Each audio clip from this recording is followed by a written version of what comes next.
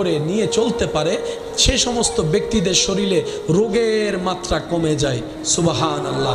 তাদের ব্রেনের শক্তি বেড়ে যায় সুবহানাল্লাহ। তাদের হার্ট ভালো থাকে, তাদের শরীরের জয়েন্টগুলো ভালো থাকে যাদের সাথে নামাজের সম্পর্ক থাকে।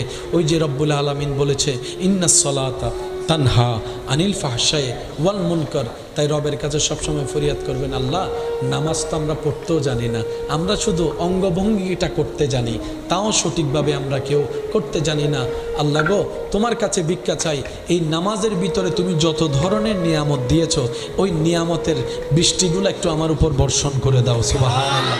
আল্লাহ আমিও তোমার প্রিয় বান্দার লিস্টিতে নাম লেখাতে চাই। আল্লাহ আমিও ইজ্জতের জীবন চাই, আমিও কবরকে আলোকিত দেখতে চাই। তোমার দয়া ছাড়া তো কিচ্ছুই সম্ভব না। আল্লাহ আমি চেষ্টা করছি তোমার ইবাদত করার, আমি যেভাবে ইবাদত করলে তুমি খুশি হবা আমাকে তুমি দয়া করে নিজ গুণে সেভাবে ইবাদত করার সুযোগ করে দাও।